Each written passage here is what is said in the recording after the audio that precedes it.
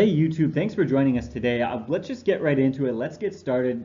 We're at the point in the season where it's very hard to keep up. Things happen fast, so we wanted to make this video to just kind of update everyone and make sure we're all on the same page. We've been through the first week of preseason, and it's starting to get extremely important. If you haven't had your draft yet, it's starting to get to the point where you have to check 2 or even 3 times a day to make sure you're caught up. As we always say, check before your draft to make sure nothing's happened. We're going to talk today and go through a few different things. We're going to update you on some preseason highlights, players who played well, players who played bad. We're also going to do injuries, guys who've been hurt or guys who are going to be out for the season, whatever it may be. We'll talk about that. And then, of course, just regular news, suspensions, and things like that, trades or whatever it may be.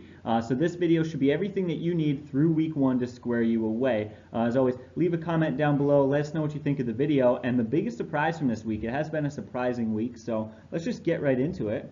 Okay, I want to get into the first slide. So we're going to talk about NFL preseason games, right? Is that where we're going to start here? Yeah, that's what we're going to do. Let's just get right into it. What notable things have we seen from these first week of preseason games? But first, I think we should talk about how do we study preseason games a little bit. Yeah, when I look at preseason, so here's the thing. I think there are two mistakes that people can make. One, you can totally ignore the preseason. I think that's not a good idea. I think there's value in that. Or two, you can overvalue it. And so when I look at the preseason, one, I don't sweat proven veterans, whether they play or don't play well. Some of those veterans, I don't care that Bell may sit out. Le'Veon Bell is going to be just fine. Adrian Peterson had missed preseason games often. He turned out to be just fine. But I like to look at guys that are recovering from injuries. I like to look at rookies. Ryan, you said guys that are on the bubble. Those are great guys that we want to watch, so we want to make some observations. You know, with that said, it's still the first week of preseason games, and I'm excited for it, but I think really week 2 and week 3 of preseason, where you can really make some of your biggest observations and learn your most, is weeks 2 and 3. But anything you guys want to add to that? Yeah, when you take a look at teams right now, I mean, they're starting out with 90-man rosters, and they need to cut that down to 53 in 4 weeks. So when you look at that, that's a good portion of their roster. It's over 40% of their roster that they're going to be cutting down. So guys on the bubble are the guys you're really going to want to look at. Are they going to make the team? Are they not going to make the team? And then these other teams, you know, when guys get injured, who's going to get swept up by another team after they get dropped by, let's say, you know, Indianapolis? They need a wide receiver or a running back or something like that. Maybe some of these guys get dropped by their team and then get picked up as a free agent by another team. So those are the things we're really watching, is if they're going to show well, if they're not going to show well, and then, like you said, rookies and guys coming back from injury. Those are the big concerns. A lot of the things that people have asked us, when is the best time to draft? Really, the best time to draft is whenever you want to draft. The thing is, the earlier you draft, the more information you're going to need to know, and the more you're going to have to keep up on free agents and the waiver wire. But the later you draft, you kind of start to realize what the trends are going to be, what things people are going to look at, who's going to make the team, who's not, and who's going to be number 1 and 2 on these depth charts. Yeah, in the preseason, you really have to be kind of an NFL scout of sorts. The numbers can be deceiving sometimes. You look at a guy and go, oh, running back, oh, wow, he had 43 yards and a touchdown. That's not a bad day. But then you find out, well, he had 43 yards and a touchdown in the 4th quarter. You have to watch the games. You have to check and be careful to understand when these guys got their stats. Did he get them versus starters or not? And so the preseason can be kind of deceptive, and you have to watch that very closely, or especially during these, especially the first 2 preseason games, you'll get a guy who we're watching for the first time. Maybe it's a rookie wide receiver and he gets a touchdown. That's exciting, but I like to watch the highlights and physically see it, because sometimes it's just a blown coverage, and that says nothing about his talent and honestly shouldn't be taken too seriously. So, you know, we talk fantasy here. Fantasy is what we do, but you do have to have some level of just general football understanding. You do have to watch games and just actually see things from time to time. So make sure to do that. Of course, we love football here, so that's easy for us. Yeah, you know, when it comes to when you should draft, I think, you know, if you have your draft early, I think that bodes well for players that are very active in free agency, that are watching the waiver wire. You can do well on that. If you're a lazy fantasy player, you should probably wait to have your draft. Personally, I like to wait. I know a lot of you out there are kicking your butt. You drafted Darius Geis, and we'll talk about him later in the video. But we haven't had any of our drafts yet. I'm going to be in 4 leagues this year, and I haven't had any drafts, and I kind of like that. But there's no right or wrong way to approach this. But I want to get into the first game here, which is, let's talk about the Lions in Oakland. Is there any battles, anybody in the bubble, anything there, any observations we should be looking for? Any thoughts, guys, on that game and those 2 teams? Well, let's be honest. The thing we got to look at right now is what are we learning from the running backs? And I know, Rob, you wanted to talk a bit about that, but Ryan, what did you see? The thing that I saw in Detroit was Kerryon Johnson. Caught 4 balls out of the backfield for 33 yards. He had 34 rushing yards. Really, he looked he looked pretty good. And what I think is going to happen here is, Garrett Blunt's 31 years old. He's wearing down in his career. Over the course of the season, Kerryon Johnson's going to start to pick up more of these rushes and take over. And eventually, towards the end of the year, he's probably going to be their lead back. Now, the thing with Detroit is they have a pretty good offense. Actually, Golden Tate had a little bit of a knee issue, so we'll talk about that later on. But Marvin Jones, Golden Tate, rookie, and Kenny Galladay.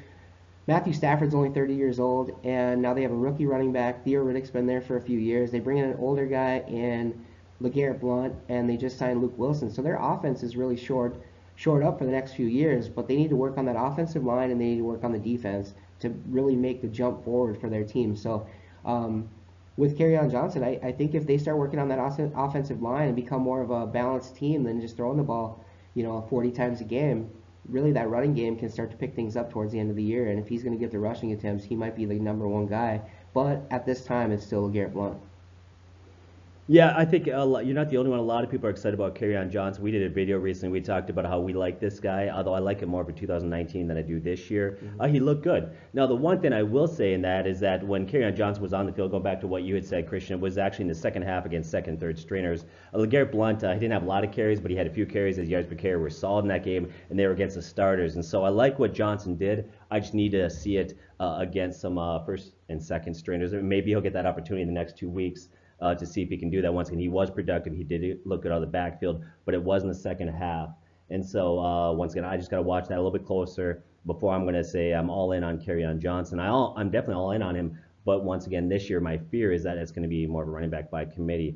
What are your thoughts on this, Christian? No, I completely agree. LeGarrette Blount went out. He had 4 or 5 carries for 21 yards, 4.2 yards per carry. He had just a solid day. It wasn't spectacular, but it's just kind of who LeGarrette Blount is. He's not going to be a big crazy yards guy. He's not going to catch a lot of balls in the backfield. We look just a couple years ago. He played for the New England Patriots and had 18 touchdowns. He's a goal line guy. He's a physical runner, and that's just what he's going to do for Detroit this year. All I can think right now is just, I'm happy that we have 4 weeks of the preseason. When I first started watching football, I was younger, I was impatient. I was like, let's just get to the season. But you get into fantasy like this, and we need 4 weeks to really see. So this 1 week is a little bit of a tell, but we need the other 3 to really know. Yeah. One last thing about LeGarrette Blount is, you're right. He is absolutely a pounder. He's a goal line guy.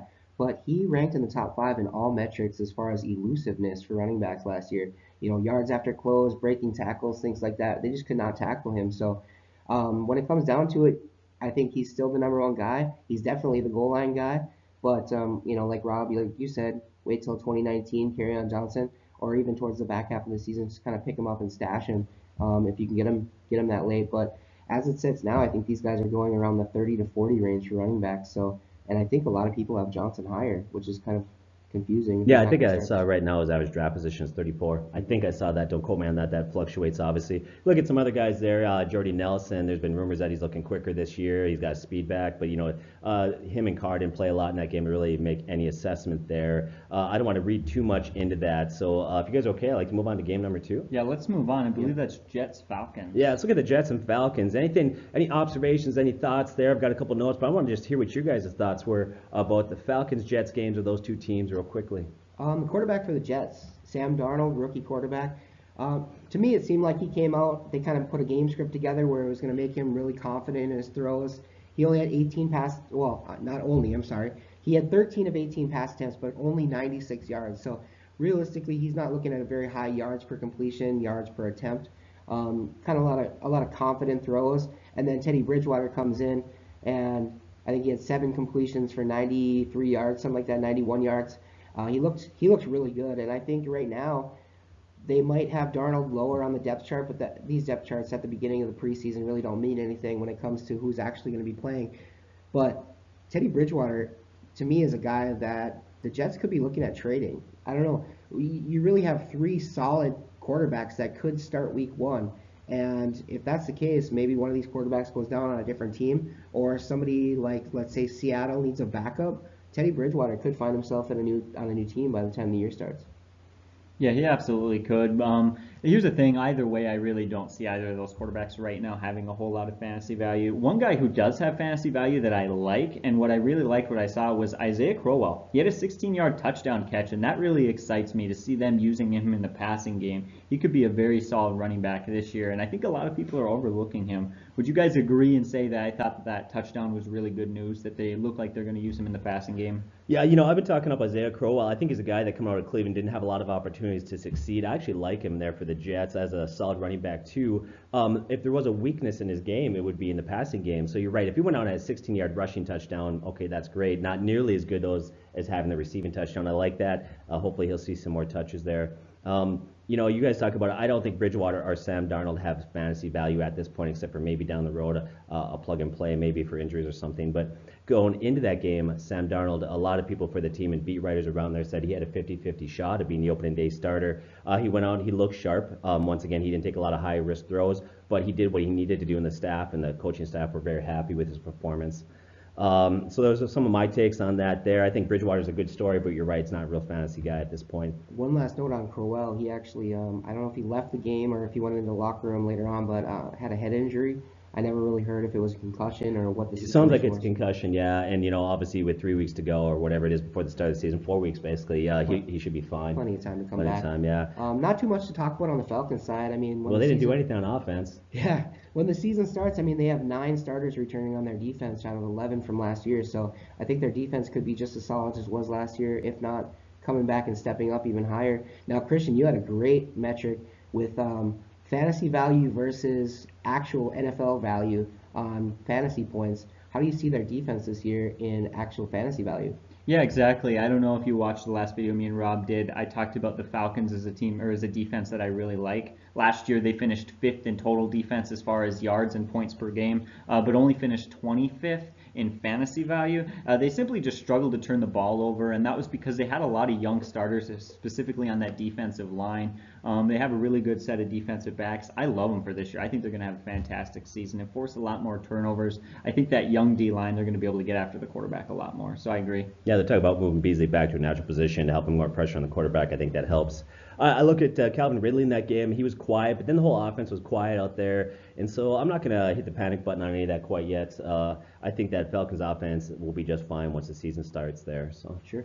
anything else you guys want to add? Should we move on to the next game? I'm ready to go. Yeah. So let's get to the Colts and the Seahawks there. And there's a lot to discuss in that game, at least for me. But what are your guys' thoughts on that game? Now, this is one of those games that I actually paid a lot of attention to, and for obvious reasons, Andrew Luck's there. He came back and he actually looked pretty decent. One thing that I did note is out of his 9 pass attempts, he went to T.Y. Hilton 4 times.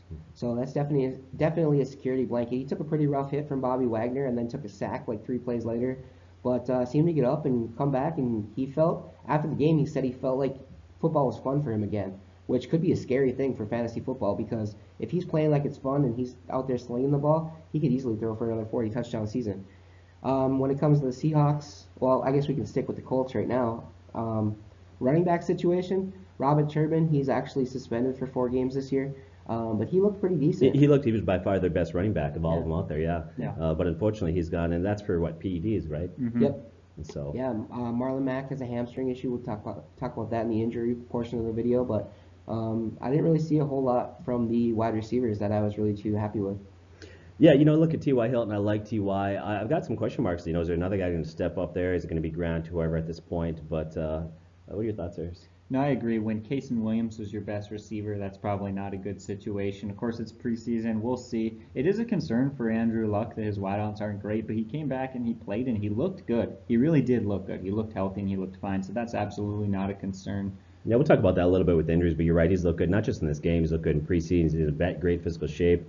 We'll talk about him more later in injuries, but yeah, you look at the running back situation there. Marlon Mack hurt his hamstring. That could open the door for Hines, some other guys, and I'm going to talk about that more actually also in our injury section.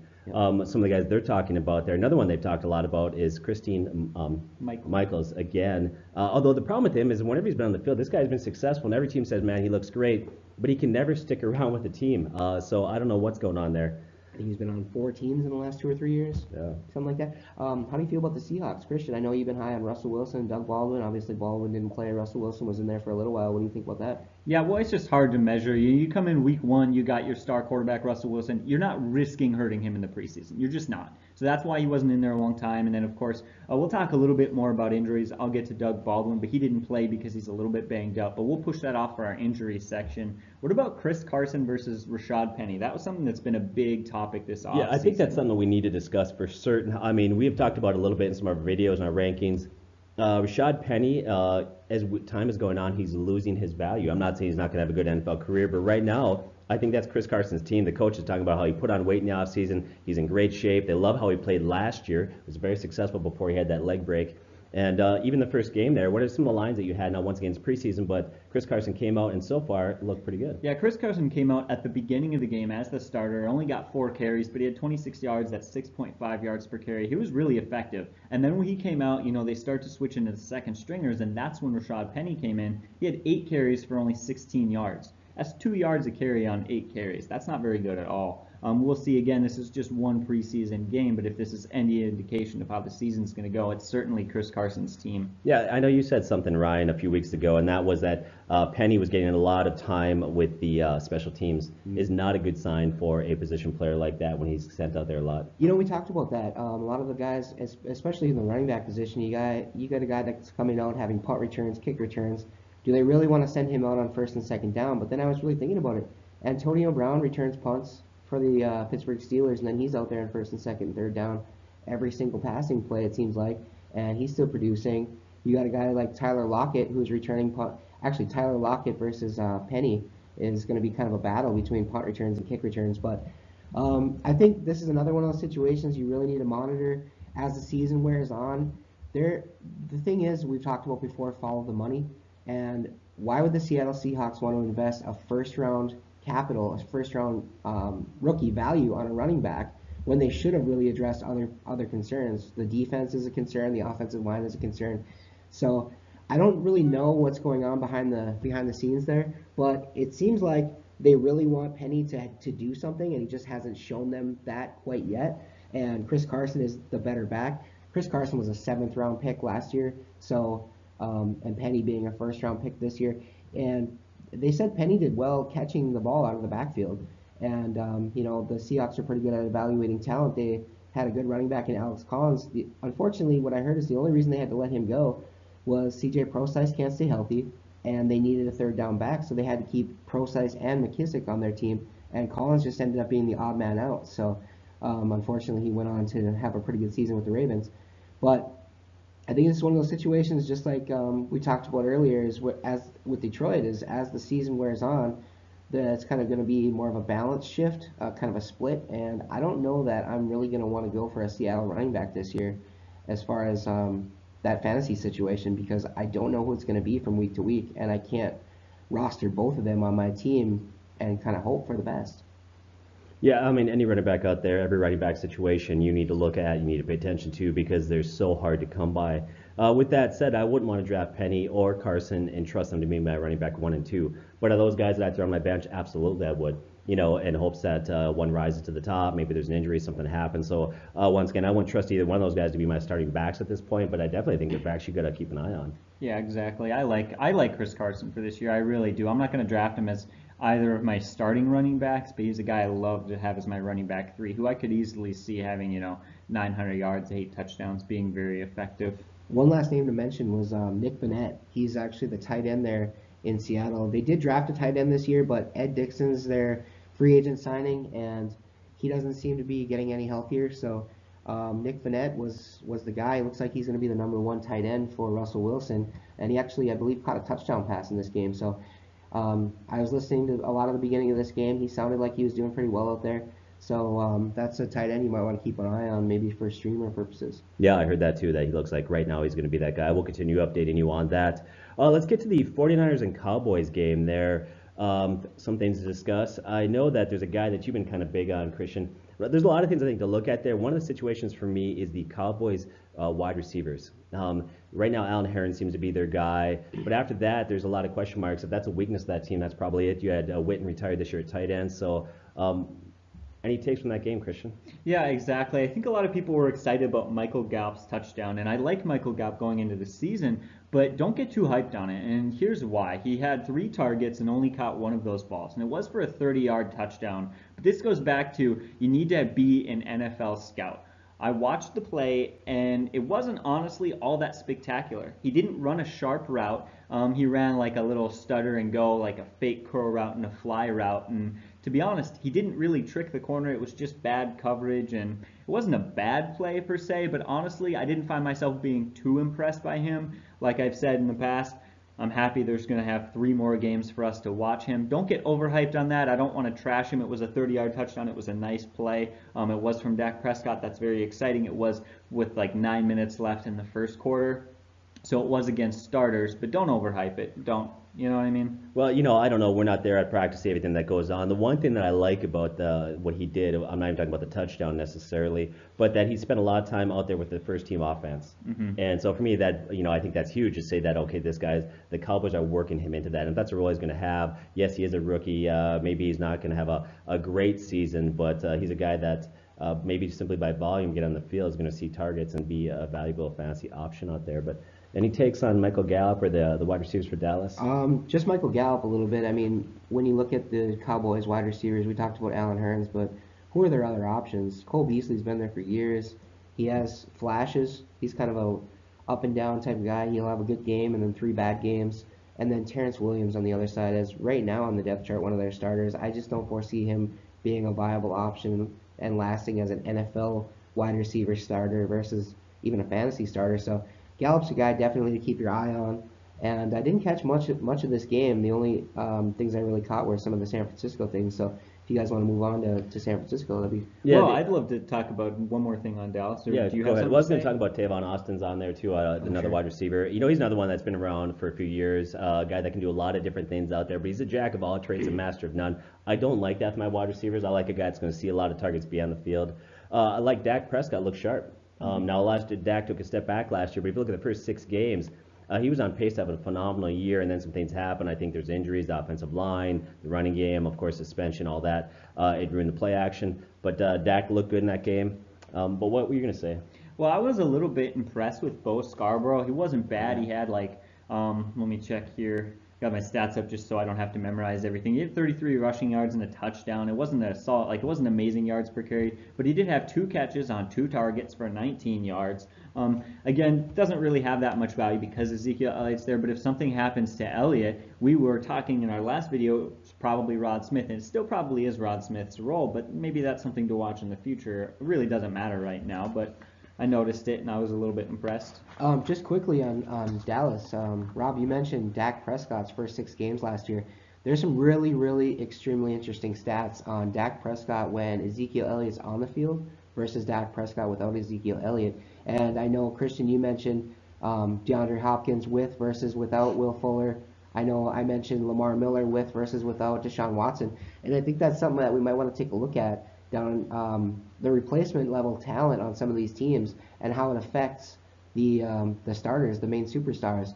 So if that's something you want to take a look at later on, Dak Prescott actually is amazing while Zeke's on the field and not so great without him. He actually averages more interceptions than touchdowns without Elliott. Yeah, they're extremely effective passing the ball and play action. Well, of course, play action is really dependent on your running game. If defenses aren't buying the fact that your running game is solid, if Ezekiel Elliott's back there, obviously you're going to pay attention to him in the play action. If he's not, that changes the whole complexion of your offense and how defense is going to approach you. And you're right, I think Ezekiel Elliott there just adds that element. So.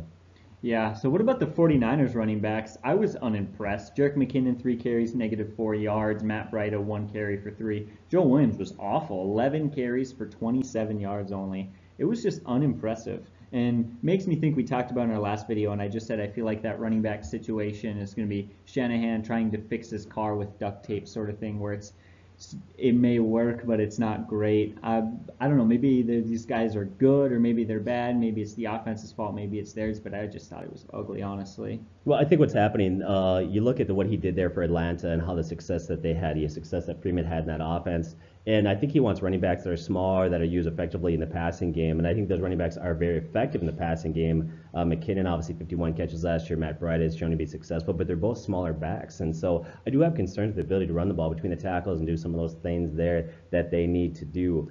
I don't know, what's your thoughts, Ryan? I think that they're really trying to use all 3 of those guys eventually. Joe Williams was a guy they talked up really, really big last year, and I don't really know that he's going to be able to eke into some of that the share that Matt Breida or Jarek McKinnon are going to have. And actually just got some news earlier today that McKinnon left practice, so we'll take a look at that in the injury slide. But as far as it goes now, it seems like it could be more of a committee than we really wanted and really hoped for, and especially where people are drafting McKinnon, they're expecting him to get the lion's share of the targets and the carries, and I think it could be more of a committee and more of a split than we really want. Yeah, we actually published a video somewhat recently, and it talked about a San Francisco beat writer that follows the team a lot closer. Obviously, they're there all the time at practice, and they said the best running back that's been on the field is Matt Breida. And that may sound exciting for Matt Breida fans, but if you're a guy that's huge on Jerry McKinnon, it's going to hurt his value. Maybe not significantly, but at least somewhat. You're right. That could turn into the dreaded running back by committee, which we all know we're all trying to avoid, right? Yeah. So let's get to if you have nothing more to say, you guys want to talk about the Chiefs and Texans? Yeah. Sure. Yeah, and then we'll get to some of those injuries in San Francisco in a bit. Chiefs and Texans there. Let's throw that out to you guys. What are your thoughts there? For one, I was surprised they put Deshaun Watson in. They only let him throw the ball once. He did complete it for 4 yards. I was honestly surprised he went out there, which I think is a good sign for his health. So I think that's a positive boost. I don't care about his gameplay at all. I don't care they only took one snap. The fact that they were willing to put him out there is huge. Yeah. When it comes to his health, I mean, we've talked about this in the past. He did tear an ACL in college. He came back the next year, had 47 touchdowns. So it's when it comes to things like that, it's all about your mentality coming back from injury. And I think he's totally prepared. He knows what the situation is. He knows the schedule. He knows his body. He's had this injury before, and he knows if he's going to be ready or not. I think they just put him out there one time just to kind of check get the speed of the NFL tempo again versus just playing in practice. So just a quick, like you said, a couple of snaps, one pass for 4 yards. It wasn't a whole lot, but it's just nice to be able to see that he's out there and not wearing a brace. Yeah, exactly. Yeah, I think that's huge. Yeah, taking the field. You know, I mean, a lot of teams would approach that by letting him sit out a few games. Maybe week 3 he gets out there. This I think is a huge speaks volumes to his health and recovery. Yeah, exactly. I don't have, honestly, this game for me at least was very uneventful. I guess the other thing I'd note, Lamar Miller went out there. He had 4 carries for 29 yards, one solid 19-yard carry. That's something interesting to watch because Devonta Foreman is struggling with injury. This could be kind of a year where I'm not a huge Lamar Miller fan, but just simply by being the number 1 guy could have some fantasy value. So if you're a guy who is going to draft him, you'd like to see him do well. Yeah, you look at Lamar Miller. We have talked him down. I have quite a bit. He has been decreasing, I think, 4 consecutive years as productivity. The one thing about it last year, he didn't look quick, he didn't look explosive, but he lost some weight in the offseason. Coaches said he's looked quicker, that he's been running hard, ran well, and it looked like in the first game he was pretty productive. You're going to say something there, Ryan, about Lamar Miller? Not Lamar Miller, no. You can finish up with Lamar Miller. I just wanted to talk about the wide receiver real quick. Okay, right. So yeah, Lamar Miller there. Pat Mahomes real quick too. A lot of people know his actual numbers didn't look bad, but a lot of people that watch all the snaps said he looked like he was flustered in the pocket. He missed some easy throws. There's one, I guess, 20-yard throw that he missed with Travis Kelce wide open. And so he's struggling a little bit there. It looks like it's going to take a while. I know, Christian, you've been kind of cautioning people all year with him a little bit, and it looks like we need to be careful before we jump on the Pat Mahomes bandwagon. I do want to get to a rookie tight end, but I'll wait on him. What were you going to say about a wide receiver? One guy in Houston I wanted to go over really quick is one guy I'm really going to be looking at in the preseason is now Kiki Kuti, however you want. I don't know. There's 3 different pronunciations of his last name that I've heard. So it looks like he might be the wide receiver 3 when the season starts, and I'm really watching that position battle. Obviously, they have Will Fuller and they have DeAndre Hopkins, but is it going to be Braxton Miller? Is it going to be Kiki? Is it going to be Bruce Ellington? I really want to see who that next guy is going to be, and if he is, he could be productive in that offense. So he's the one guy that I'm looking at, and he did get banged up a little bit, so obviously that's going to be an issue. But the battle for that 3rd wide receiver position is up in the air right now, and I really kind of liked him coming out of college. So. Yeah, I look at that. The one guy that stuck out to me, and I want to be careful, I'm not a big fan of rookie tight ends, but there's a rookie tight end out there for Houston, Jordan Akins. Had 2 touchdowns, and he's in a really good situation because C.J. Federitz, I think that's how you say his name. I always get that. Federitz, yeah. He had to retire because of the concussion issues, and so there's a spot open there. The rookie came out, and like I said, he looked good. He's a 3rd-round pick out of UFC. Once I'm not going to jump on that bandwagon right now because he is a rookie tight end, but he's definitely a guy I would say keep an eye on. As a sleeper. They used a lot of Steven Anderson and Ryan Griffin last year, so I mean, realistically, they're not that high on those guys. they went and drafted a tight end, and he played pretty well. So we'll see what happens with him. Anything else there, Yeah, Christian? no, I got nothing to add on that game. Let's talk about the Packers-Titans game. Perfect. Let's talk about that. I don't have a lot to say about that game. You guys know, some of you don't agree with me, but I'm not a huge fan right now of Derrick Henry going into this year. I agree with that. Yeah, and now granted, it was just the preseason, but in the limited time out there, well, his numbers reflected kind of what he's done last 2 years. And what are his numbers there, Christian, you got on your computer? 3 carries, 11 yards, 3.7 yards per carry. Just wasn't great. Yeah, wasn't great. Once again, it's only one game. I mean, it's not going to say certainly that we were right because of it, but it just continues to, for me, it's just a big red flag there. A guy that I've been hearing a lot of talk of Packers camp recently is Jake Kummerow, wide receiver. He's getting a lot of positive remarks from Rodgers and some of the staff there. He's 6'4". Some things would have to happen before he has fantasy relevance, but he's another guy that I put in the back of my mind and just kind of keep an eye on. Yeah, a lot of those Packers rookie wide receivers got a lot of negative remarks from Aaron Rodgers. I don't know if you heard that. Yeah, he was the one guy that he liked. Everybody else he was hard on. Yeah, Geronimo Allison, he's out there. He's probably going to be their number 3, probably closer to the number 5 option when it comes to pass catching. And Jalen, what was his name? Jamon Moore. Jamon Moore is a big name that I keep hearing coming out of the Packers a lot. So those rookies, I think they drafted 3 or 4 rookie wide receivers. It's going to be something interesting to watch. If they have that many wide receivers on the team, we're going to have to watch that and see who doesn't make it. Yeah, one guy I like was Tajay Sharp as a deep sleeper. I might not even draft him. If I do, it's going to be at the end of the draft. But he does have some possibility to have a very good season. He got 2 targets, 1 catch, 20 yards. Nothing spectacular, but he's just a guy I'm watching. Keep an eye out for him. You talked about when you talked about Jake Kummerow. He had 3 catches, 76 yards, and a touchdown, but he had 7 targets. He didn't catch over half of his targets, so that's also a bit of a concern. And like we talked about, there's just so many weapons on that team. It's going to take a lot for him to get up there. Well, he did, but I don't know if I blame Jake. Who's throwing the ball to him? Kaiser. Yeah, Kaiser's just a terrible quarterback. The one thing I want to watch in here is the Packer running back situation. Unfortunately, I don't think that how the carries are distributed there, but I don't think that I'm going to say Al Collins. I don't want to get that wrong, but not Collins. Aaron Jones. Thank you, Aaron Jones. Aaron Jones, I don't think played in the game. Did you want to confirm that? I don't think he even played or got Yeah, the he carries. didn't even play at all. Here's what Ty Montgomery did. He had 3 carries for 9 yards, only 3 yards per carry. Not great. Jamal Williams, 5 carries for 16 yards. That's a little better at 3.2 yards per carry. Either way, neither of those guys impressed. Yeah, I mean, starting week 1, week 2, I think that Jamal Williams will be the starting back because we know that Aaron Jones is going to be suspended the first 2 weeks. So I definitely want to watch that running back situation, but I think, once again, until Jones is back in the mix, there's not a whole lot we can really do. What do you think? If Jones moves down the draft board, I'll definitely scoop him up in the later rounds because this guy was absolutely phenomenal last year. He was second behind only Alvin Kamara as far as long runs. He had nearly 10% of his carries last year were over 15 yards. So he has some explosiveness, he has some big playability, and Jamal Williams, as far as long runs, was actually worst in the league. He had 1 rush over 15 yards and 153 attempts.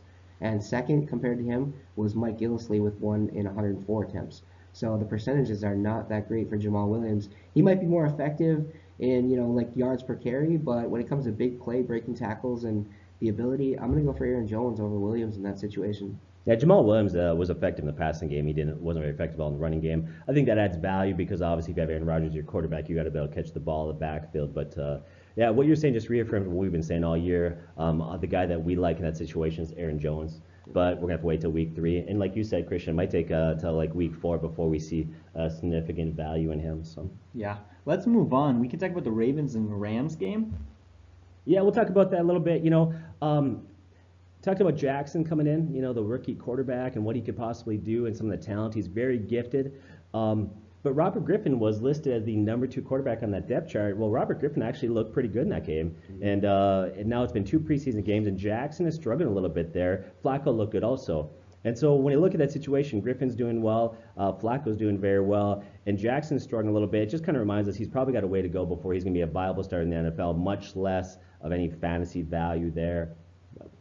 Yeah, in our last video, we talked about who might be the backup to Todd Gurley if something happens to him. To me, John Kelly proved himself the guy. 13 Absolutely. carries, 77 yards, plus 2 catches for 14. Another one where he doesn't have value, guys, because of Todd Gurley. But if you're looking for a handcuff for Gurley, that's the guy. I don't think anything more needs to be said about that. But The only situation a lot of people were really looking for the Lamar Jackson situation, and he's had a touchdown in both of the preseason games so far. You got to remember they played the Hall of Fame game as well, so they're one of two teams that's going to have 5 preseason games along with the Bears, and the Ravens are looking really good on offense.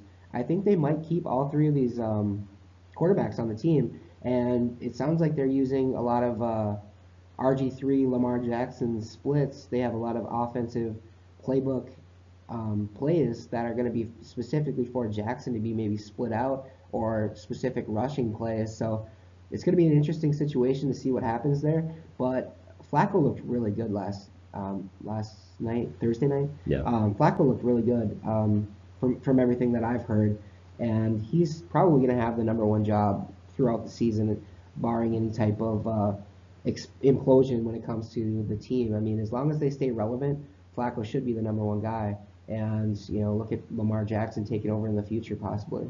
Yeah, look at talking about trying to get Lamar Jackson. Then they line him up at wide receiver. I've heard tried some different things. Remind me of Cordell Stewart back in the day when the Steelers had him called Slash. Yep. Because he could do all these different things. Sure. It was fun. It was cute. Maybe it had football value, but for fantasy value, once again, it's really hard to trust a guy that way. Another guy in that game, and he only had 2 carries, but one guy that I've been big on last year and even this year that I think could become a legitimate running back 1 this year is Alec Collins.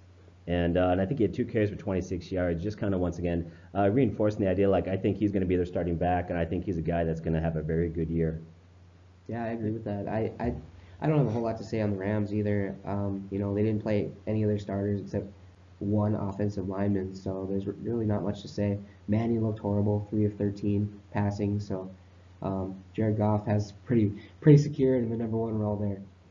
Yeah, so not a whole lot there to talk about. Not in that game, but the one news I have been hearing come out of Rams camp is that sounds to me like Cooper Kupp and Goff have just had a great connection. They've got beautiful chemistry, and they've been unstoppable in practice. Now we'll see if that translates. But Cooper Kupp had a good year last year. Yeah, they're calling it a mind meld. Like they're 2 guys, 1 mind. They're on the same page with everything. So it sounds really good.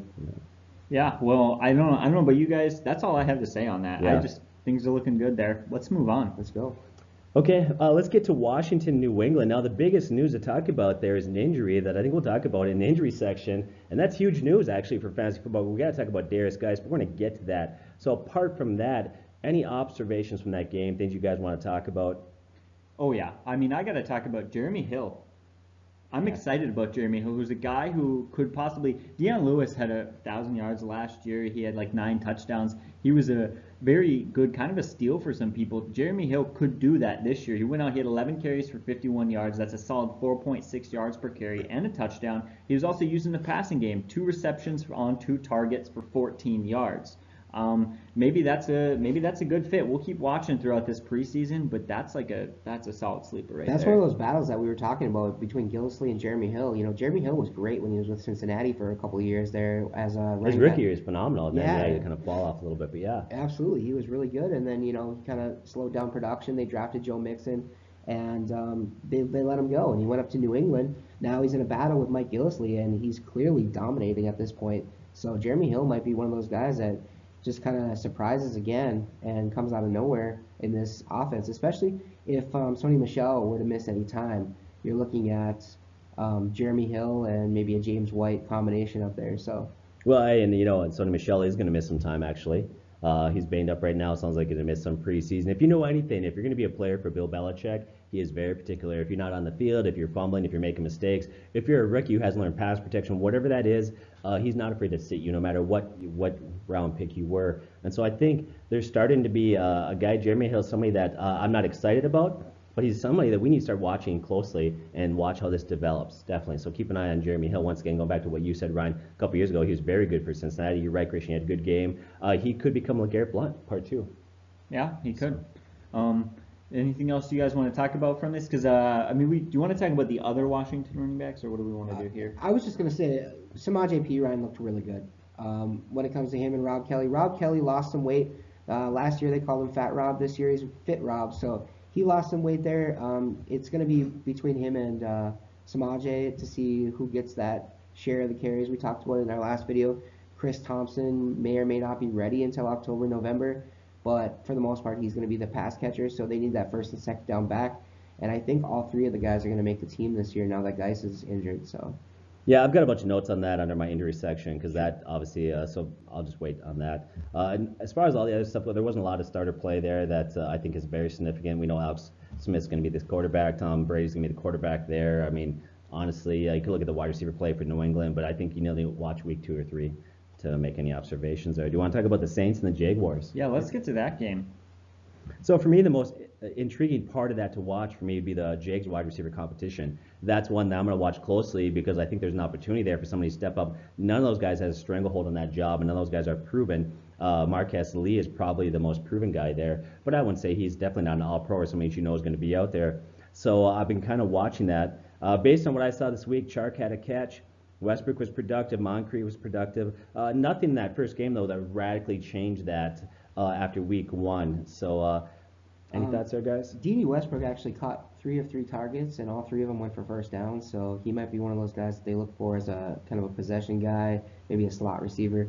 And from what I'm hearing out of camp, is Jalen Ramsey's going up against Moncrief a lot, and he's saying that he thinks that Moncrief might have been underutilized in Indianapolis because this guy makes a lot of big plays and he could be a star. So I think really right now the wide receiver 3 position is the one that they're battling for between Chark, Keelan Cole, and D.D. Westbrook. And I think it's only preseason week 1, so it's really not that big of a deal, but Westbrook might have the slight edge at the moment. Yeah, you talk about 4 guys. This, for me, I feel like this is the sort of thing that we're going to see from the Jaguars receivers all year, which was very spread the ball. 4 receivers had 3 catches, 3 receivers had 2, and 6 receivers had 1 catches. I just imagine that that's somewhat going to be how it is all year. I don't know, honestly, right now, if any of these guys is going to separate themselves as the guy. It could certainly happen. We're going to keep watching, and as I keep saying, and I feel like I'm beating a dead horse here, luckily we have 3 more games to watch. And so this game doesn't tell us a whole lot, but we can just wait and see. Yeah, the one guy I want to watch on there, and he's they're actually slowly working back in the lineup, Cameron Meredith. I actually like the guy, I like the situation he's in, but because he's coming off a major ACL and MCL injury there, they've been slow to bring him back. He did not play in that game, and he's actually sat out a lot of the preseason, so got to kind of temper expectations there. I want to talk about, if you guys have anything more to say about Saints, Jags? No? I just have one last little note. One of the guys that I mentioned, I texted you guys on Traquan Smith, rookie 4th rounder. He's actually he's lightning quick from everything I'm hearing out of the Saints camp. So Cameron Meredith, the one thing that I'm really concerned with Cameron Meredith is the Bears didn't even want to put a 2nd round tender on him to keep him, and the Chargers put a 2nd round tender on someone like Tyrell Williams. So I mean the Saints went after him, so maybe there's something that they see that the Bears didn't see, but I just hope that injury doesn't linger and he is the number 2 guy there, because I was really, really high on him last year, and if he's back to full health, I'm going to be really high on him again this year. But I want to watch Traquan Smith in the preseason. All right, that sounds good to me. What about the Steelers-Eagles game, guys? Yeah, so I'm going to state the obvious. I loved Juju Smith-Schuster. I think that guy had a phenomenal year, especially when you consider they started really down the depth charts in terms of targets. Finished with over 900 yards receiving. Only really played 13 games. It was 14, but he got injured early in the first quarter. Really like this guy. He comes out, 1 catch for 71 yards and a TD. Like, every time this guy takes the field, he just impresses me. I look on there out of that game too. I think Clement and J.I.J. both look good, and they're both guys that we're huge on. J.I.J. Had a very good yards per carry, looked solid there.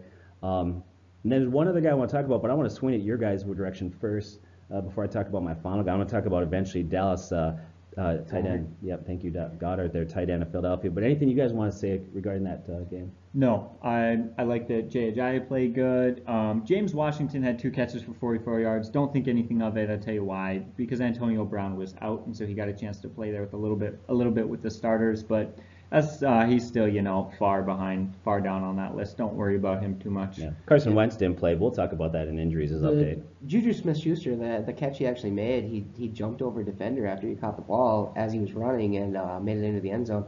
This is the game I paid the most attention to because I have a Steelers fan in my house. So I was listening to the game a lot, and it's interesting, when you're listening to games on like a satellite radio versus watching a game on television, there's a lot more play-by-play. There's a lot more in-depth types of things. Whereas if you're watching it, when they go up into the box, these guys are just joking around, kind of laughing, making little jokes. But when you're listening to it on the radio, they're giving you the what's actually happening on the field. So that's where it really benefits me not being able to see, is that I listen to the games on the radio. And Landry Jones sounded like he was doing well, and James Washington, one of those things, he's actually going to be, I think, the number 3 there. But Mason Rudolph was another guy. He took a few sacks, and that was a result of the offensive line. But as far as effectiveness, he didn't look horrible. And even Josh Dobbs had a nice little pass there. Nate Sudfeld on the other side, he had to play. Unfortunately, Nick Foles is a little banged up right now. So, but Sudfeld didn't look horrible. There was a guy, Cameron, I can't think of his last name. Cameron something for the Steelers. He actually had an interception in this game and a strip fumble. So we'll take a look and see. Talking about Cameron Hayward? I believe so, yeah. Okay. Yeah, and this is kind of weird, but I'm just going to point this out now. We're going to talk about the elephant in the room. Why is it that you couldn't see those games, Ryan? I am not just legally blind. I am 100% completely blind. Everything I see right now is dark. This isn't a shtick. It's not a gimmick. It's not a character that I play. I cannot see anything. So everything that I'm rattling off, and like we said, peek behind the curtain, ever since this preseason slide started, everything that we've come up with, everything that I've said, everything that they've said is completely live. We don't do any type of editing until, maybe every once in a while we'll take a break in between slides. But so for all of those of you out there that have commented, thanks for the comments. We appreciate it. Yeah, and I hate to put that out there, but a few people have asked, sunglasses or what's going on. He is blind. That's so you know that I throw that out there. So the one guy that's interesting there you brought up is Dallas Goedert. How do you say his name? Goddard. Goddard. Tight end out of Philadelphia. Coming out of college, he was actually they thought he'd go pretty high in the draft. He was very talented there. Philadelphia's been using a lot of 2 tight end sets out there a lot. He looks legitimate. He had 4 catches, 66 yards, and a TD. He looked really good. He's a guy you need to watch. Concern that I have is that him doing well could devalue Ertz a little bit. Sure. And actually, one of the reasons I heard that, they lost Trey Burton in the offseason free agency, and they moved up to grab him in front of the Cowboys, knowing that Jason Witten was going to retire.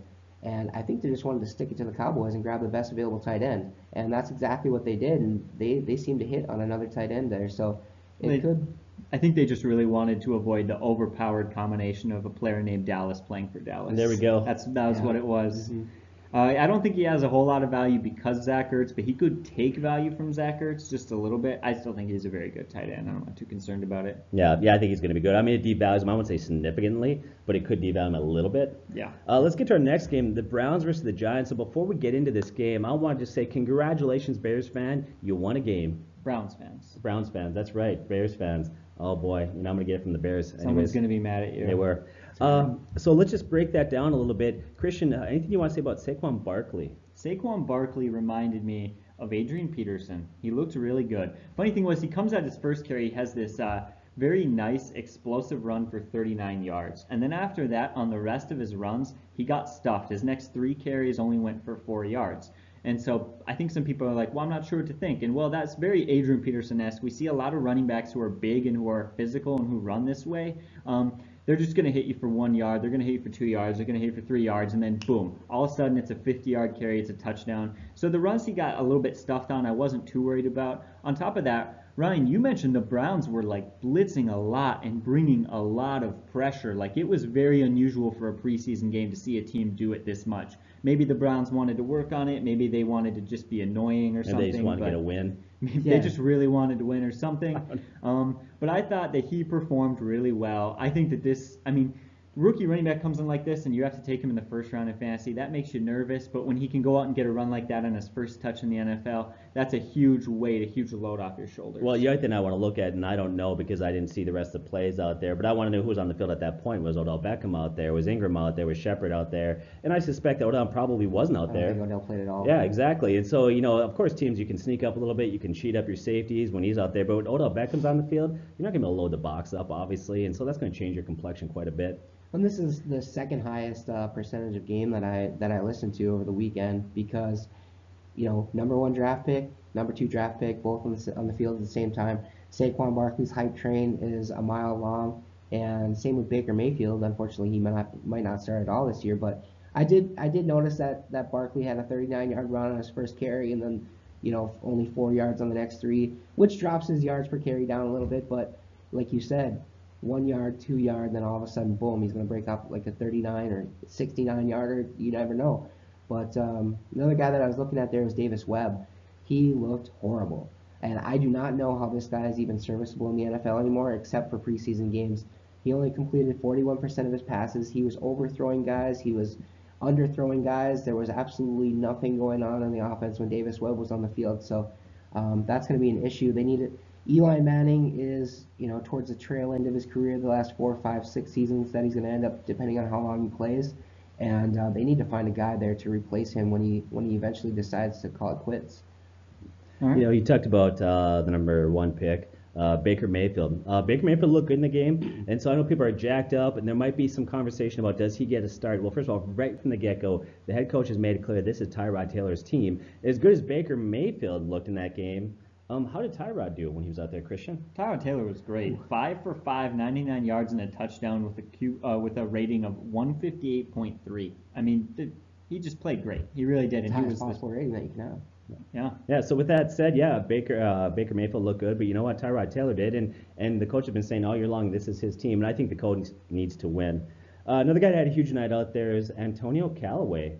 I know he had a lot of targets in that game, but he finished with good numbers, and you got the numbers there, Christian. 3 catches, 87 yards, and a touchdown. No arguing with those stats. However, you can argue with the fact that he's got some issues. Yeah. We'll talk about that under our news portion. Yeah, and he actually, that 54-yard touchdown he caught, he caught it on a slant route. He made a defender miss. The free safety fell down after he kind of juked him out of his shoes and went all the way for the touchdown. And that's one of the things that I was really looking forward to, is because I got some flack earlier in the season when we talked about it back beginning of June, but he was one of the guys that I talked up. I called him Chris Callaway at the time because I couldn't completely remember his name. 4th round pick. I actually predicted that Coleman would be traded, and that happened. But out of, I can't remember what college he went. I'm sorry, but 4th round pick, and 3 catches, 87 yards. That's amazing. And he was actually burning defenders on the Cleveland Browns. Now, I mean, you think about the Cleveland Browns defenders, some might say they're not that great, but if he's just blazing speed past NFL competition, that's got to be a good sign. And they're really high on this guy. And going back to Baker Mayfield, his completion percentage wasn't the greatest, 11 for 20 for 212 yards. But now, one guy that I do really want to talk about here is, what did you guys think of David Njoku?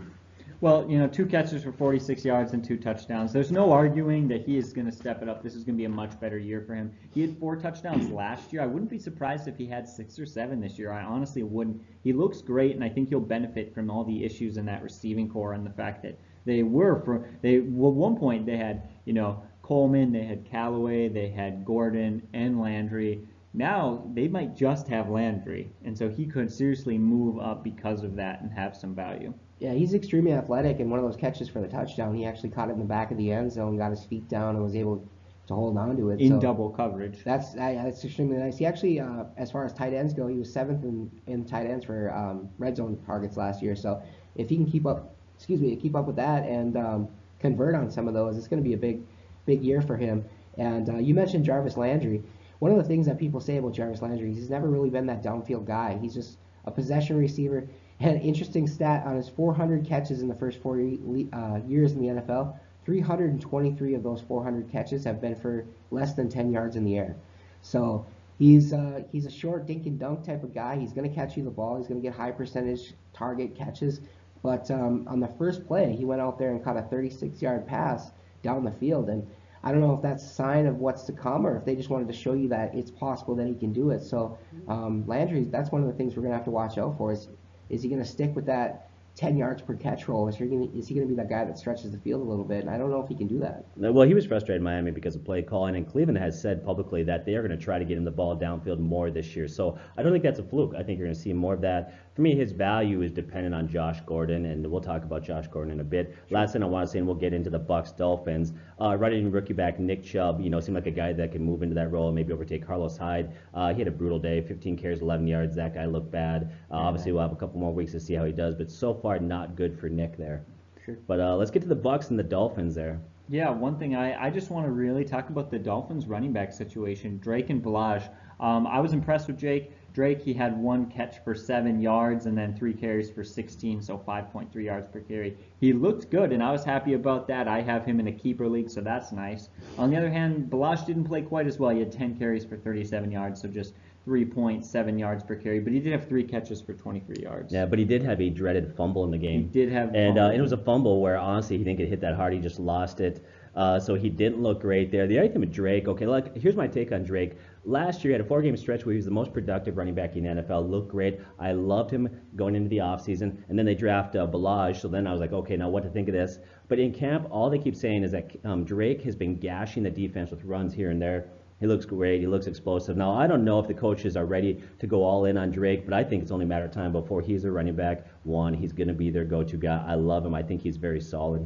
Yeah, I mean, gashing the defense, absolutely, I believe that. I actually mentioned a stat in one of our videos that he was double the league average as far as long runs last year when it comes to percentage over his rushing attempts. However, he was actually 5th in the amount of yards negative runs. So he had a lot of negative runs, which balances out your yards per carry. So I could see him, like you mentioned with Saquon Barkley, Christian, having a long run and then all of a sudden having 2 negative runs. So, but you know, it balances out your yards per carry, balances out your points, but at the same time, effectiveness is the key. Balazs having that fumble, I mean, obviously rookies are going to make the mistakes, but we'll see how that comes out. And on the first depth chart of the season, Frank Gore and Drake were mentioned as co-starters.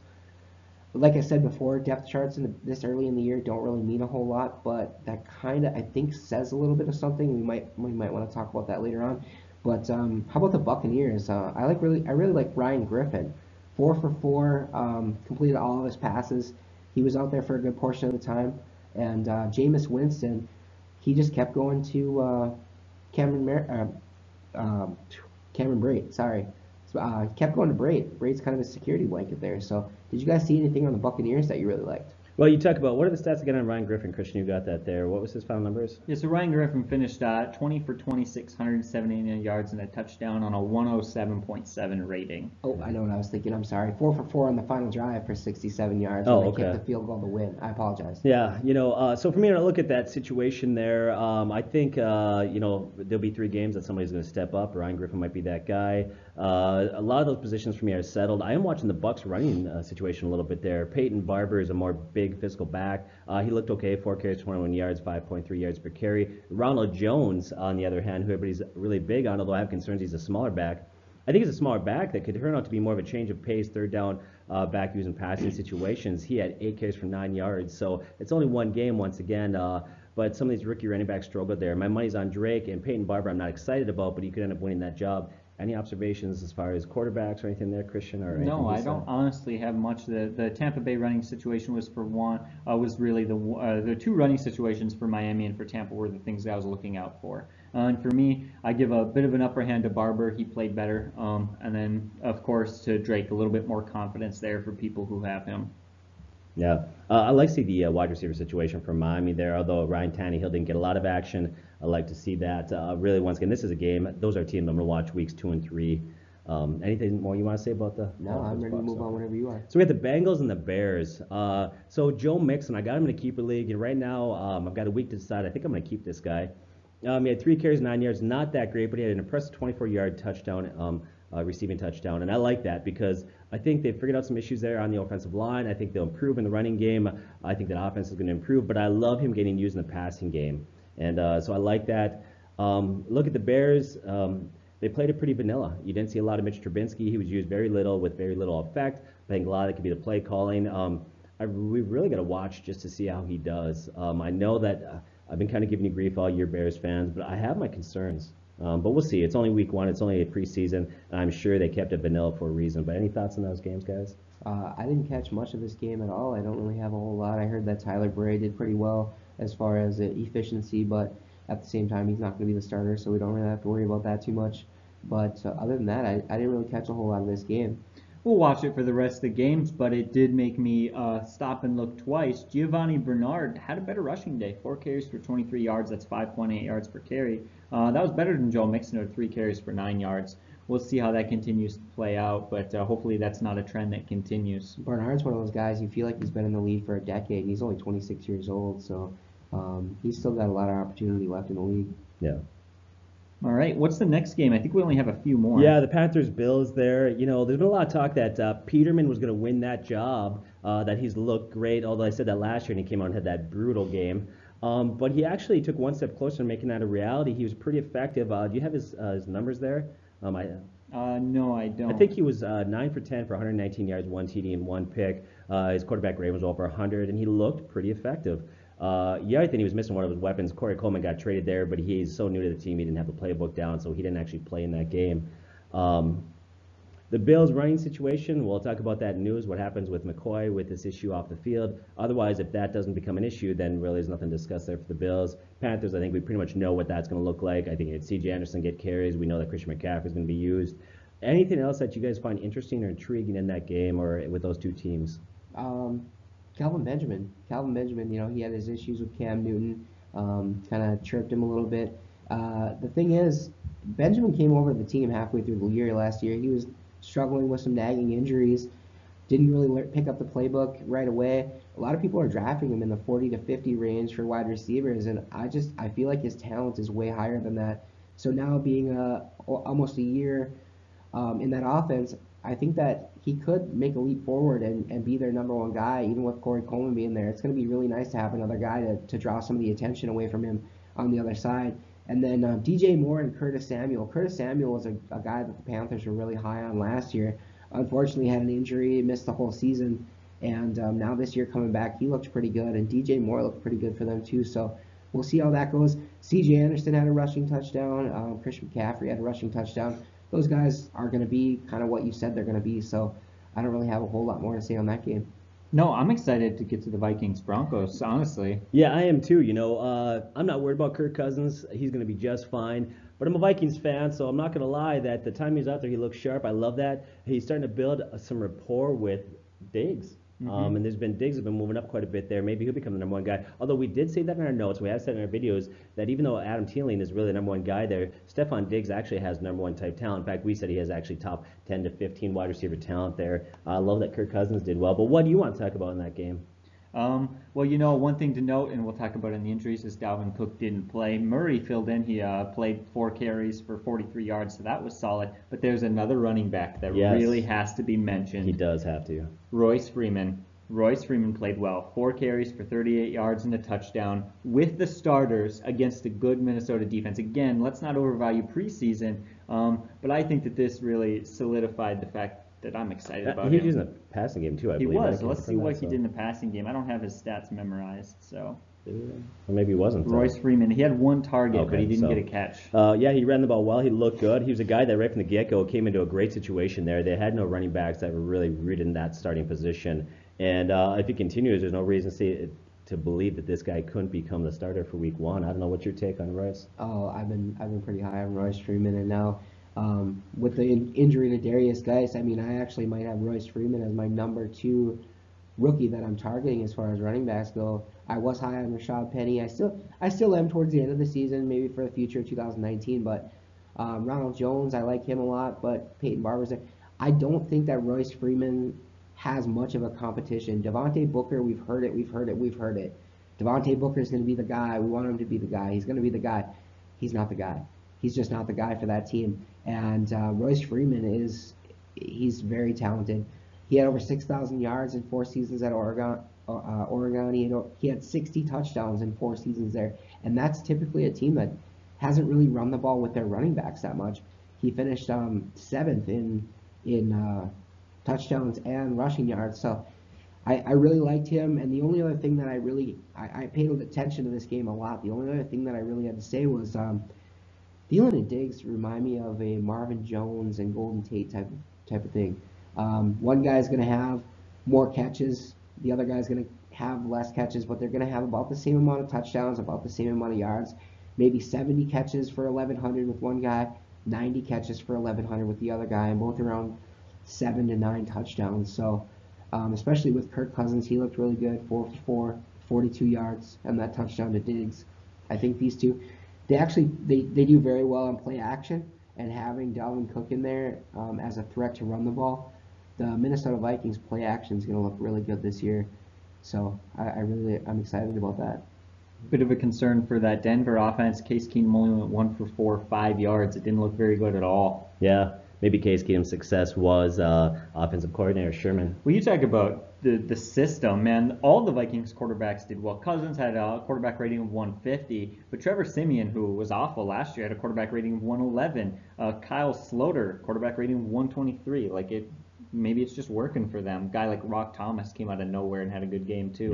That was completely out of nowhere. I did not see that coming, but I guess I don't really see a lot of things coming.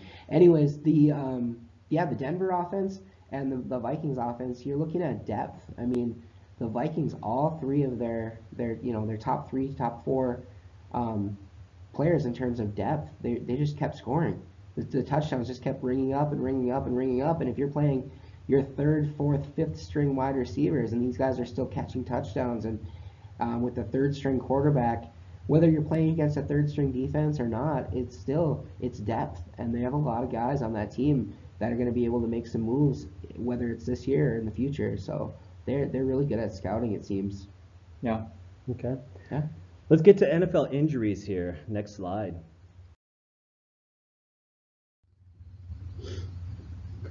So let's get to injuries. I think we missed a game there, you said? What game was that? Chargers. Okay. Yeah, we did. That. It's whatever. We can come back to it in a minute. We'll come back to the bed a little bit. Let's get to injuries. This is a long video, and we just got to start talking sitting over an hour, right? Yeah. Carson Wentz is the first one. I'll go down. I got a list of injuries. We can talk about the injuries a little bit. You guys can add names maybe I didn't include on the list. But a big one for me is the evaluation of Carson Wentz. I did some research on this one. He's been held out 11 on 11 drills lately. I didn't think it was a big deal. There was a talk from the get-go that he's looking good, he's recovered, he's cutting, and they're going to hold him out the preseason. But I did see something today that I find to be a bit concerning.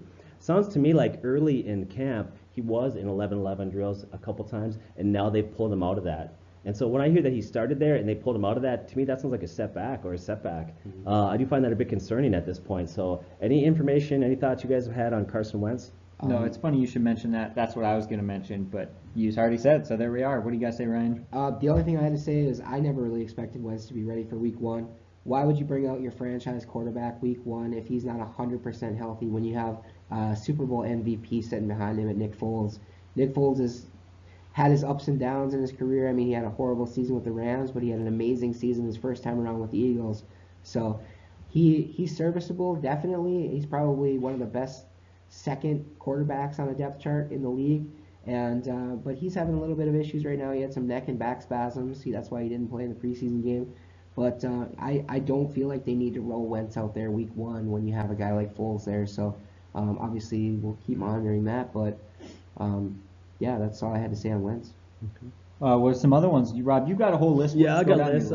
And then you got some Sony Michael, Michelle, whatever you want to call that, Sony Michelle. Anyways, sounds like he's going to miss some preseason action there. I don't think it's anything significant. We did talk about it briefly. I think it might open a door to some other guys. I think you don't want to get in the doghouse for Bill Belichick, and I'm not saying he's in the doghouse right now, but missing preseason as a rookie who's trying to learn that offense is a little bit concerning. I think it devalues him. Anything you guys want to add to that? He had a little bit of fluid in his knee. It sounds like it was just a little bit of a cleanup from a previous injury he had in college that he's already dealt with and gotten over. So he might miss the preseason. He might start out slow, but I don't really have too many issues with him. I'm not really moving him down 20 spots on the depth chart. Rex Burkhead is still there. I forgot to mention him earlier in the preseason video. So Burkhead and Michelle are going right around the same position in drafts. And to look at the first 2 or 3 weeks of the season, we'll see who emerges, but I don't really see that it's going to be a super long, nagging, lingering issue. Yeah, I'm not going to move him down too many either. And the reason why I don't have to move him down too much is I didn't have him ranked too high to begin with, because not that I don't think the guy has talent, but to me it's New England. There's a lot of mouths to feed there, and they're shown they're not afraid to spread the ball around, not just to their wide receivers, but even running backs. And so I didn't have him too high to begin with. Anything you want to add to Sony before we move on? No, I completely agree. That just about sums it up for me. I didn't have him high. I can't really move him down already because I just didn't like him in the first place, to be honest with you.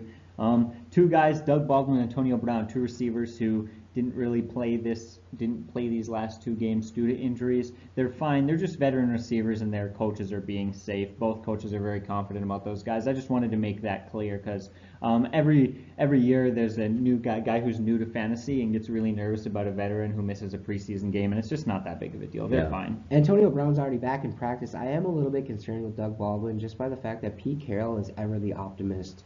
He's always going to tell you the best possible news that he can come out with. And Doug Baldwin still isn't really practicing that much, so I'm concerned a little bit. I don't think I'm going to move him down, but just something to really pay more closer attention to than the Antonio Brown issue is that knee on Doug Baldwin. So sometimes it's not just directly a player that worries us for some players' fantasy values, but the team around them. Rob, what are some offensive line injuries we're concerned about? Yeah, okay, so last year the Cardinals had a bad offensive line. They struggled quite a bit.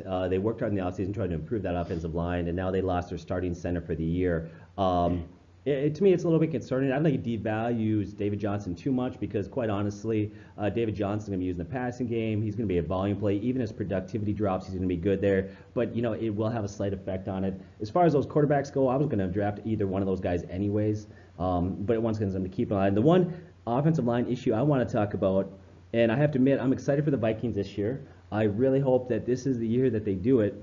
They're already having offensive line issues, and if you know, that was kind of a weak point of that team to begin with. Pat Elflein is going to start the season on the PUP list. You got Reimers, you've got Easton, you got some other guys that they're already banged up. They're having some issues on an offensive line that wasn't deep to begin with. You know what it reminds me of? 2016. We start 5-0, we're looking great, and we just start losing offensive line left and right.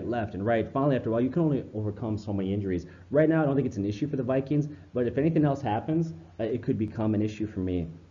Anything you want to add to those guys as far as those offensive line issues out there? I think AQ Shipley, I think that could be an issue for Josh Rosen. When it comes to the center and the quarterback exchange, a veteran center with a rookie quarterback, the center is going to be calling out the coverage, or a veteran quarterback with a rookie center, the quarterback. So with both veterans, obviously it could be either one or both. But with the rookie quarterback and then now a rookie starting center, they're going to be lost calling out the coverages. So I think it bodes well for Sam Bradford starting and playing more frequently throughout the season until Rosen really gets a feel for the coverages in the NFL. Yeah, exactly. Any other injuries you guys want to talk about? How many more do we got? We got a few more, not too many. We'll move quickly. We talked about Andrew Luck earlier. He's looking good. Now in the game, he's looking good in preseason. He's actually in great physical shape. They showed him recently with his shirt off. Sounds weird talking about this, some guys, but he's just in great physical shape. He's worked really hard to rehab that body. He's the best shape he's ever been. Everything seems to bode well for him there. Let's talk about the big one, and we already talked about it a little bit, but Geis being out for the year, torn ACL. Tad, it was on a great run. He actually looked good on that run. Well, I like one thing to clarify, in case you didn't know, yes, he is out for the year. He's not playing. So that he's out of the question, and I'm sorry if you drafted him, but you should listen to us to wait on your draft. So the question we have to ask ourselves is, what is up with the running back situation? And for me, it's scary that he went down, and it's still a crowded running back situation. Rob Kelly, Chris Thompson, Capri Bibbs, there's just still a lot of guys there. It's crazy how many guys are in that backfield. But maybe this clears it up a little bit. Yeah, I like Geis. One thing I will say about Geis, he's not playing this year, but if you're in a dynasty league, he's a guy that you could definitely I probably won't put on your bench. I'd hate to waste a bench spot this early, but definitely midway through the season, near the end of the season, guy you could throw on your bench for next year and get yourself a nice steal. I look at Samaje Perine's probably the guy right now that's going to lead that team.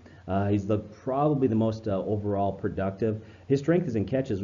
Through weeks 12 and 16 last year, he had 15 catches. I look at Rob Kelly. He's a one-dimensional power back. That's really what it is. He's a one-cut back. He's not used a lot in the passing game. He didn't look very effective in the first week.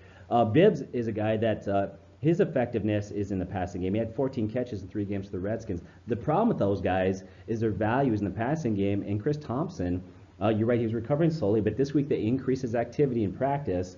And right now, if he doesn't have any setbacks, he could be ready to go for week 1, which means that their value in the passing game drops. So right now, that's just an ugly situation that I don't want to touch. Yeah, exactly. The only thing I have to say about Darius Geis is I think I'm cursed. All the guys that I talk up seems like we lost 3 of them already over the preseason. So So don't ever talk about me. That's please. okay. The Yeah, running backs it's- I talk up, I'll get in some like abuse charges or something. Yeah, you Sure. do. I had Peterson, I had Rice, I have a lot of You different guys. traded for McCoy. I traded for McCoy. Apparently, I'm a terrible person. You That's are. You what it drunk is. the- I want to move on and talk about Marlon Mack real quick. Yeah, that's my next guy on my notes actually. Oh, well, perfect. I would think you read my notes, but I know you're I saw blind. that. So. Yeah. So, Marlon Mack left the game with a hamstring injury. They've come out and said one person reported it could be a week before he comes back. The next person reported 2 or 3 weeks, but the coach said a couple of weeks. When you look at a couple of weeks, there's no defined timeline on that. They could think he's ready to come back, bring him back too early, and push him too hard, and then it's one of those soft tissue injuries that could nag with him for the rest of the season. And I wasn't too high on him to begin with. He had that shoulder surgery in the offseason, and the offensive line wasn't great last year, and it's somewhat improved, but Mac's one of those guys, you got to move him down a little bit with this hamstring issue, and the fact that Nyheim Hines and Jordan Wilkins are sitting there, and Robert Turbin actually looked pretty good in the preseason. So I've been high on Wilkins. I think Wilkins could be the guy that steps into that first and second down role if Mack does miss some regular season time. But Rob, what do you have to say on your notes there about Marlon Mack? Yeah, simply that he's injured, a hamstring. Doesn't sound like it's going to be a significant long-term injury. The problem with it is he didn't have a strong hold on that job to begin with. Let's be honest. So right away, that's going to open up the door for a lot of guys out there. We are going to watch that situation closely and give you updates. A guy that you're kind of big on there, Christian, and this kind of bodes well for what you were saying about him. And who's that you're big on? Is that Nyheim Hines guy? I really like him. He is, we talked about in our last video, really, really effective in the passing game. And the only knock on him was that he's not big, he's not physical, but he has 2.4 yards after contact. Maybe this is kind of the door that he needs to crack open and take that role with the suspension to Turbin and Matt going down. It's possible, although Jordan Wilkins is still there. It's definitely a crowded backfield, but you got to take chances on these guys anyways. One thing with Jordan Wilkins is I think he's too tall for the weight. I think he's underweight. He's 6'1", 217. You're looking at some of these other running backs, 5'10", 225, 5'11", 230. But a guy that's that 3 or 4 more inches taller and he's actually a lighter weight than them is interesting. But then Nyheim Hines, now Frank Reich has come out and said that he wants to use them kind of as in the Darren Sproles type of way that he used Sproles in Philadelphia. So I really liked Hines when it comes to PPR, especially late round PPR. So I don't know what his value is going to be in standard, but yeah, Hines is definitely a guy that he's got some explosive potential, and we'll see what happens there in the next 3 preseason games. Okay. A couple other guys out there, Matt Breida, Kittle, separated shoulders. Sounds like they'll be fine for the start of the season. And today, we don't know. We have to look into this one, but like you had mentioned, Ryan, you had Jerick McKinnon left practice with a possible knee injury, so watch that. Alshon Jeffrey still not fully recovered from some offseason surgery. There's a lot of things going on out there. We'll give you more injury information as it gets closer. I love that you said that. I mean, this is we just been through a quarter of the preseason, so we're going to continue to update you guys. This is just what we know now, and sometimes it just takes time to learn more information. So let's get to unless you have anything to add about injuries, Ryan. I don't think I have any other injuries right now. Let's just Okay. cover. There isn't too much, but we got to cover some NFL news. Yep. All right, so what's going on in the NFL right now as far as trades or suspensions or anything that's noteworthy? Obviously, we don't want to waste time on things that don't matter, but anything big. Yeah, you know what? It's killing me out there. I actually like Josh Gordon. I think this guy's got a ton of talent right now. I almost wish that he was either back or totally done for the year, but he's in this sort of kind of uncertainty, and nobody really knows. In fact, as I watched the Browns organization and how they're reacting to his departure to deal with some personal issues, they said he hasn't had a setback. They claim that he hasn't come up positive on UA. And yet the Browns seem to be in the dark as far as what's going on. That's concerning for me when that organization doesn't know. It's funny you mentioned that they're in the dark. I actually watched the first episode of the Hard Knocks, and the way that Gordon is actually communicating with them is through email. So nobody's really spoken to him on the phone. Nobody's spoken to him face to face. As far as what they're showing, I haven't heard any reports of anybody talking with him. So it's kind of, they're up in the air completely when it comes to Gordon and what his future could hold with that team. And the thing that you mentioned earlier with Callaway, the situation with Callaway, I don't think those two on the same team together is going to be a good fit, because you never know what their off the field relationship would be. And then a guy that's already got some drug charges through college, or a potential another drug charge in the NFL now, do you really want him with a guy that's had such a bad problem with with marijuana and is going through a rehab process. So that's really interesting. One of those guys probably needs to go, and I don't want to say that. I'm not trying to be a horrible person, but in order for the organization to thrive, I don't think that they're going to be a good fit on the same team together if that's the type of off the field things that they're going to be partaking in. Yeah, you look at Josh Gordon. Another thing that I think is concerning is that the Browns have talked about possibly bringing in Des Bryant. So right now, major concerns about Josh Gordon. Nobody really knows what's going on. I've got him in a keeper league, and I'm probably not going to keep him. If he's out there, if you're in a league draft, he's too talented to pass up. You will have to draft him, but his value is dropping for me every day. Des Bryant actually tweeted over Thursday or Friday that he was going to meet with the Browns today. They've been calling him, trying to get a hold of him. Didn't get a for sure confirmation, and then he sent out the tweet saying that, I'm sorry, not today, tomorrow, Monday. He was going to be in Cleveland, or at least to meet with the Browns on Monday. So we'll see what happens there. I'm telling you, though, I love it. Josh Gordon, Callaway, let's bring in Des Bryant, O.J. Simpson as a coach, Ray Rice at running back. This is going to be great. I feel bad for you Cleveland Brown fans out there, but this organization is a mess. Still out there too. I know, I tell you what. Oh, boy. And so another one. We'll stay with that same team as far as news. Corey Coleman traded to the Bills. I like that for Corey Coleman. They said that they didn't like his work ethic and his attitude, but I don't know if the Bears can assess that, honestly, because if you look at what a mess they've done assessing this, they got Josh Gordon there, you got Callaway, who looked very good on the field, but when he was drafted, a lot of concerns was he went too high because of his off-the-field issues. This is a guy, okay? Now, it sounds to me what happened was he was cited by police officers for a small amount of marijuana under the driver's seat, according to police report. He was cited for possession of marijuana, driving under a suspended license. He had gun parts and bullets in the vehicle, right? Okay, big deal, but not big deal, I don't know, okay? I'm all about giving a guy grace. The problem with this guy is last year, okay, there's an investigation into credit card fraud. He was suspended all year. He was cited for marijuana possession in 2017 and part of an investigation to sexual battery in 2016. There's a lot of issues there. And so they traded away Corey Coleman to the Bills because he had issues. Really? Work ethic issues. I like Corey Coleman. Maybe a new scenery is going to be good for him. This is a guy that was a Fred Biletnikoff winner out of college. He's a guy who's got blazing speed. When he's been healthy, he's been productive. He missed a lot of games. He broke the same hand 2 years in a row. That's kind of a fluke injury. I think he's going to be fine. I think he's going to be productive. I think this could be a new start for Corey Coleman, trading to the Bills. I think it gives him fantasy relevance again. What's your take on Corey Coleman being traded, guys? I like the value for Calvin Benjamin, which I mentioned in the preseason portion of the video. I think that that's going to draw some attention away from Benjamin. Coleman is very talented, and like I said before, Benjamin never really got the full playbook, and he was there half the season. He had some nagging injuries. He's 100% now. He's ready to go. So I like that. It could boost up Benjamin's value. Now back to Callaway.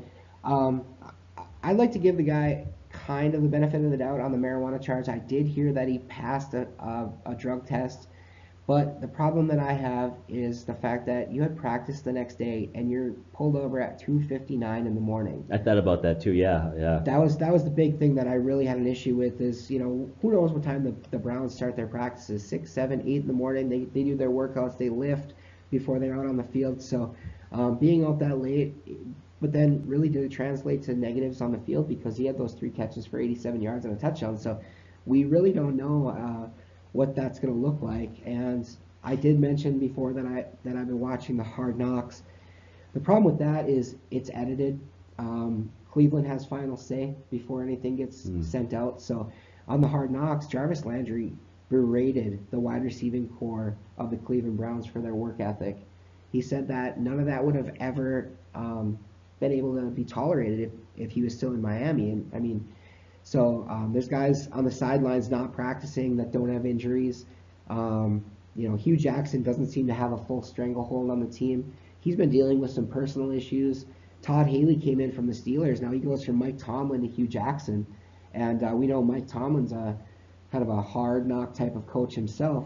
And Todd Haley kind of gave him a funny look, like, how can you let these guys do the things that they're doing? You need to get a hold of this team. So like you mentioned, the Cleveland Browns as an organization are kind of all over the board. So we'll see what happens with this team. But I think that it needs to start from the top down with Haslam and Dorsey.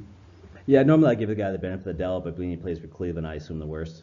Any thoughts on Callaway, Christian? No thoughts on Callaway. I didn't get to say anything about Corey Coleman. Corey Coleman is the guy who if you can get him at the right price, he might be worth it. For me, he's more of a keeper league guy. Yeah. And I like to see that quarterback situation develop. But if like we're in a keeper league together, I'll put him on my bench midway through the season or whatever if I can, and sit on him and wait, and things could certainly develop. But let's talk about McCoy. Yeah. McCoy is a guy who's interesting. He technically hasn't been charged with anything yet, but we know he will. Don't be fooled. It's going to happen eventually, but the investigation's still underway. Yeah, so if you don't know what happened out there, is LaShawn McCoy broke up with his ex, and she was somebody broke into the house, demanded some things. She was pretty beat pretty bad, and so she believes that it was LaShawn McCoy that hired somebody to break in the house to assault her, to steal some things. Also, she claimed that he's been using PED for years. The whole thing's an ugly mess. As of now, like you said, the NFL is not doing anything. They're waiting to see how the police investigation plays out. The way the NFL is handling abuse cases now, we saw with Ray Rice and some other things, I think they got zero tolerance for it all. So if there's any indication that he had some involvement, I think he could be done. But if right now he is playing, they said he's looked good, he said he looked great in practice. You can't ignore the guy, but he's a guy that could go from being a running back one to being suspended for the year. Right now, unfortunately, we don't have a lot of information. That's one you're just going to have to watch, unless you guys have heard something that I haven't. I haven't heard anything about it. I know that he wasn't in town. He was working out in Miami. I know that I believe sexual misconduct or domestic abuse cases are automatic 6 games. PEDs seem to be an automatic 4. So, as a 31-year-old running back, at this point, I'm not moving him anywhere. He's kind of in the 10 to 20 range, closer to 20 than 10 for my running backs. So, I'm going to wait and see, but good thing that a lot of my drafts are later on, so we'll figure out what's going on with that. I do have him in a keeper league, definitely not keeping him based on the other talent that I have. So, he's not a top 2 round guy for me in that league. Yeah, exactly. I have him in a keeper league. I have a lot of talent, so I'm not going to keep him either way. It's a bidding league, and he's got like a high price, and so it's just not worth it for me either way. But he'd have to be very cheap for me to keep him in that league, and it's a situation I want to avoid. Yeah, the one guy I saw you look up in the depth chart, if something does happen, Chris Ivory obviously becomes a more valuable running back there. So that's kind of what we have for news, injuries, preseason games. Ryan, you had one more thing? I just got a quick one here. Brandon LaFell no longer with the Bengals. I think that shows signs that maybe it's time for Jonathan Ross to step up. They got rid of Brandon LaFell. He's gone. And that offensive line, they've tried to improve. They got Joe Mixon, Giovanni Bernard. But it could do well for Dalton. It could do well for A.J. Green and Jonathan Ross. If he's going to be out there and actually finally be healthy, that could be well for his value as well. So just another thing that I want to keep watching is when they trade away a guy like that or just simply release a guy like that who was their number 2 wide receiver for so long, there's got to be a reason for it. There's got to be signs that other guys are developing better than expected. So he was a high draft pick. I think he went 9th overall last year. Fastest combine in the history, I think 4.23. So, that's definitely something that I want to watch is Jonathan Ross. Okay. We'll probably do follow-up videos very similar to this because we're going to have information, like you said earlier in the video, Christian, it's going to be coming left and right, daily, moment by moment. We want to keep you guys updated on that. Thanks for joining us today. Subscribe, like, comment, share with your friends. Can't wait. Football season's right around the corner. God bless and take care.